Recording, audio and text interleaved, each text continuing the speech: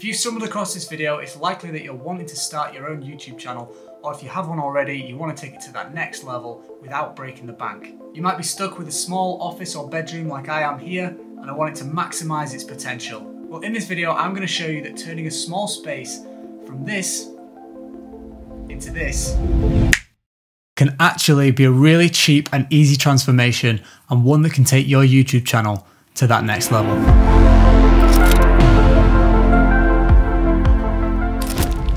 So step number one, before we set up any equipment in this room, we need to make sure it's optimized for YouTube content. So let's take a look at the space that I'm working with here. So as you can see, it's only a tiny office room spanning roughly 7 feet 10 inches long and 6 feet 2 inches wide.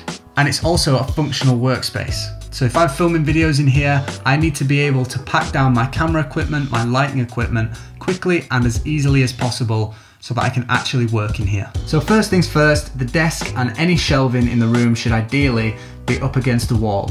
This keeps the floor space as open as possible, so you have plenty of space for camera tripods, lighting tripods, and anything like that. Next step, and the most important step, is gear. So for most YouTubers starting out, the biggest step, the biggest plunge is buying a camera. If buying a camera is really not an option for you and you just don't have the budget for it, iPhones can shoot everything pretty good these days in pretty good quality, so you can always start there. But I would 100% advise you on buying a camera right at the start as soon as you can, because you'll just have so much control over the settings within the camera that you won't get on an iPhone. And there are plenty of affordable cameras out there from brands like Sony, Canon, Panasonic, just to name a few. If you want a couple of specific suggestions for cameras, then click the top right here. There's a video here that I made about podcasting, and I mentioned lots of different cameras that are very affordable that you can use for your YouTube channel. I personally use a Sony ZV-1 for all my shots. You can pick it up for around £700, but I've already talked about this camera so much on my channel, so if you want to find out more, I'm only going to gloss over it here. You can check out my other videos on the channel. Next, I'll attach my Sony ZV-1 camera to a Hama Gamma 72 tripod.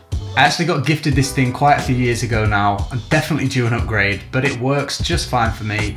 And yeah, it's simple and easy to use. Only £25 as well, so a nice cheap option. So once the camera is set up, as you can see, the natural lighting in this room is crap. So we need to light ourselves up properly. So for my key light, I use a Neewer Soft Box, which you can pick up for around £70. This is a fantastic light for the price point. It's easy to set up. It comes with its own bag, its own remote to turn it on or off, adjust the brightness, and you can either have a cold hue or add a nice warm hue to it. The last touch I like to add to the room is a bit of natural light. And I don't mean daylight, because daylight can't be controlled. It can fluctuate between being too bright or too dark, like you may have seen in this video already. I'm talking about natural lighting from within the room, whether that be lamps, any types of bulbs, LEDs, anything like that. So I like to have a nice warm hued lamp behind me, and it just helps separate me from my background and adds a nice warmth to the video. So next up, we need to sort out our audio, because right now it sounds like this. Testing 1, 2, 3, 4, I declare a thumb war.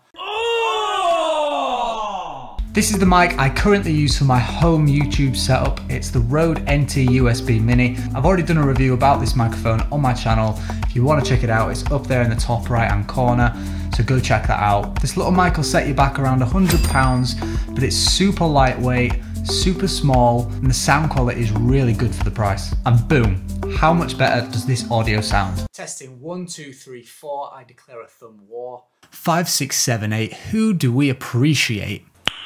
Nice. This mic, however, doesn't feed directly into your camera. You'll have to feed it into your laptop or computer and use the Rode Connect app or any other app you can use to record that mic. And if you want to keep it hassle-free, you can use an onboard mic on top of your camera. I'm currently using the Deity D4 Duo. This is the mic that I use for vlogging, but I personally wouldn't use this for my home setup because I prefer it more for my vlogging setup.